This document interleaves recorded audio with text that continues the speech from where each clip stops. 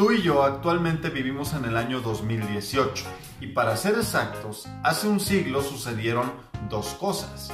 En primer lugar, el término de la Gran Guerra, o como mejor la conoces, la Primera Guerra Mundial, pero también al mismo tiempo sucedía la más grande pandemia que la humanidad tenga registrada en toda su historia. La gran pandemia de influenza, que costó la vida al menos a 50 millones de personas e incluso, según diferentes fuentes, pudieran ser hasta 100 o 200 millones de decesos.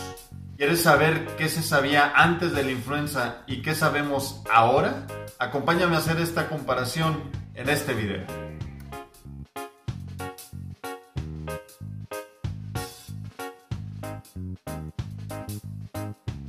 En 1918, la mitad de las muertes se dieron entre personas de 25 a 40 años, siendo los más afectados los que estaban entre 25 y 29 años. En este 2018, solamente el 10% de los afectados son pacientes de la tercera edad, es decir, ancianos. Sin embargo, cuando este pequeño 10% se enferma, se convierte en más del 50% de todos los pacientes que mueren a manos de la influenza, específicamente por neumonía. Este año ya se han documentado 63 muertes en niños, 85% de los cuales no estaban vacunados. Hace un siglo, la influenza era considerada como una enfermedad poco importante.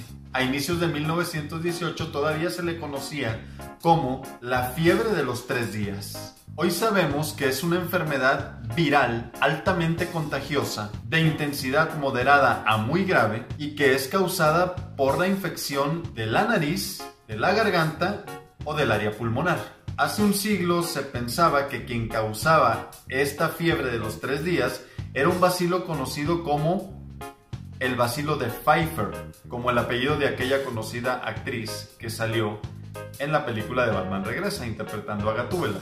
Hoy, por el contrario, sabemos que ese bacilo al que le achacaban la enfermedad es el que conocemos como Haemophilus influenza y que el causante de aquella gran pandemia fue en realidad el virus AH1N1, también el causante de la gran pandemia del 2009.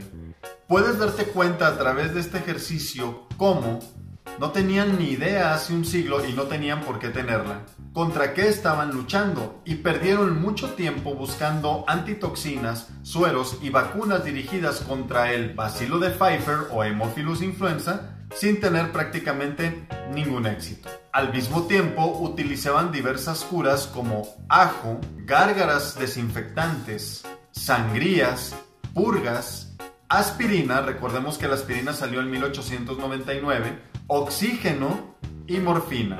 Esto con cierto grado de alivio, pero sin impactar realmente en la mortalidad. Por el contrario, a partir de 1960 disponemos de los antivirales. Y hoy tenemos a la mano el oseltamivir y el zanamivir, este último utilizado como profilaxis en caso de haber estado en contacto con alguien que tuviera influenza. No sería hasta el año de 1933 cuando lograrían aislar al virus de la influenza tipo A, que es el encargado principal de la influenza estacional. En 1918, cuando alguien sospechaban que pudiera tener influenza, no podía hacerse nada más que observación y análisis del cuadro clínico. Este se caracterizaba por síntomas parecidos al resfriado común. Podía haber fiebre, debilidad, vómito, dificultad respiratoria, dolor de cabeza o dolores musculares. Sin embargo, había pacientes que se ponían tan graves que el cuadro clínico podía llegar a ser tan aparatoso. Cuando caían en estados de choque, muchos médicos terminaban confundiendo lo que era la influenza con dengue, con tifoidea, cólera, disentería, etc. Hoy, además de la clínica, disponemos de pruebas rápidas para detectar influenza, además de análisis moleculares que se hacen tras obtener una muestra de lo que es garganta o nariz, que sin embargo, a pesar de todo y de que ha pasado un siglo desde entonces, no son ideales tampoco como pruebas, y menos en adultos. Hay solamente un 26% de positividad. No es lo ideal, pero es lo que tenemos.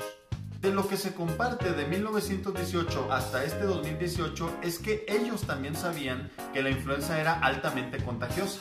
Contaminar tu mano con boca o nariz y luego saludar a otra persona hacía que se propagara la enfermedad, además de estar expuesto en lugares muy concurridos, por lo cual eran evitados. Incluso hay anuncios de la época en donde amenazaba la autoridad con arrestarte si escupías en la calle. Tenían perfectamente claro cómo podían transmitir la enfermedad. Hoy, un siglo después, también lo sabemos y estamos de acuerdo con ellos. Pero también hoy sabemos que las gotas de saliva, cuando hablamos, pueden viajar hasta una distancia de 1.80 metros, infectando algún objeto con el que después alguna persona puede entrar en contacto y contagiarse de influenza. Además, hoy se hace un énfasis trascendental en el constante lavado de manos. El lavado de manos y la vacunación son las dos más grandes medidas que tenemos documentadas para evitar la propagación de la influenza. En 1918 no había cultura de lavado de manos. La influenza estacional es contra la que nos vacunamos cada año. La temporada de la enfermedad abarca de octubre hasta mayo. Y quiero que sepas que este año ha estado bastante fuerte, estando a la par o incluso superando a la que tuvimos en el año de 2009. El virus que provocó este desastre fue una mutación que sufrió el virus de la influenza, que todavía no entendemos del todo cómo será y por qué será, pero ha ocurrido y puede volver a pasar. Por lo cual es muy importante que todo mundo nos vacunemos cuando se dé la oportunidad, principalmente al menos unas 2 semanas antes de que empiece la temporada. Yo soy el Dr. Zamora, te agradecería tu suscripción al canal y que me dejaras tus comentarios. No dejes de compartir este video. Visita mi página de Facebook y por supuesto no te pierdas las publicaciones de mi blog www.tumedicointernista.com. Nos vemos en la próxima.